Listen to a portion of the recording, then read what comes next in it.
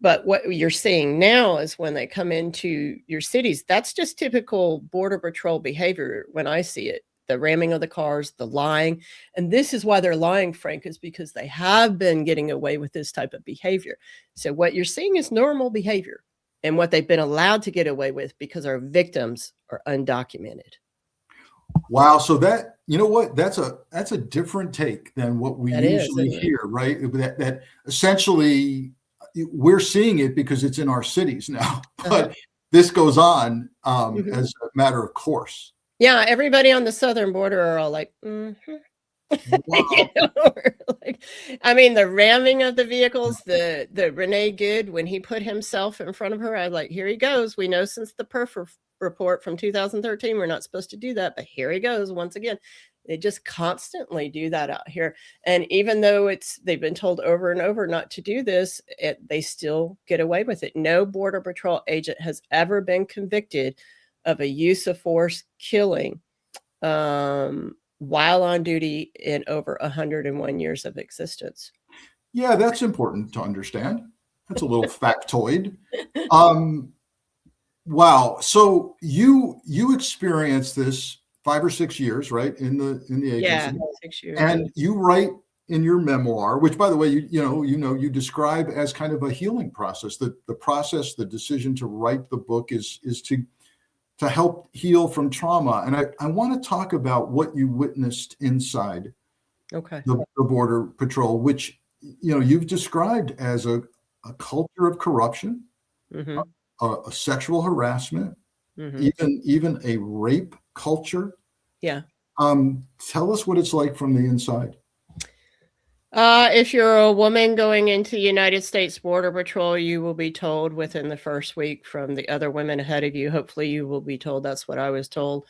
It'll either be taken from you or you will give of it freely. It was taken from me, my hazing into the Border Patrol as a female agent to become, as they call us, the fierce 5%, because there's only 5% of women who can only make it through. They like to say, oh, it's because it's such hard work and this. No, it's because they're sexually assaulting us into the agency. So the women you see in the Border Patrol are coming from some very dire circumstances themselves, and they need these jobs very much. And they put up with it. And in the book, I talk about my classmate, Karen, who made it through, tough woman, just like I was, and she needed the job very much. And, she saw what happened to me. And so she told me one night, I'm going to date your law instructor. And I'm like, well, that's not appropriate. And even that concept of the law instructor. Yeah, my law instructor. And I was like, but she made the point, but then they won't come after me. And because he was an instructor, obviously the trainees and then the other instructors would be like, whoa, she's off limits. And that's how she protected herself. And so I got an education in survival as a woman in some of these systems and so forth. And then on graduation night, you're saying you were assaulted. Yeah, I was raped by a classmate, and in the academy. Oh yeah, in the academy. Frank, they started letting women into the Border Patrol in 1975, and our very first Latina agent, a very first a Mexican-American woman agent by the name of Ernestina Lopez. She gave an interview a year or two ago, and it's on Reveal News. It's called The Fearless 5%. And she talked about being the first Latina in the Border Patrol and how her classmate raped her like mine did me 20 years later, and how the agency covered up for it. And the men in the agency do not say honor first, which is the motto of the Border Patrol. They say on her first. Right. And they are taught this by the chiefs all the way down. And we can see this today as the current chief of the Border Patrol has just been announced to be engaging in sexual tourism, which is illegal for federal agents and so forth.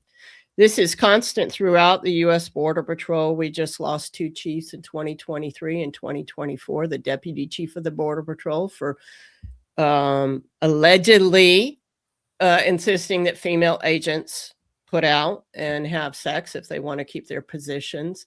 And this is just, this is a man's agency is how it's told to you. And the only women who get promoted are the ones that help cover up the rape culture. And so what I ask people to think about is that if they're doing this to their female agents, what do you think they're doing to the children and the migrants? And it's not to say that every Border Patrol agent is a rapist. I am not saying that.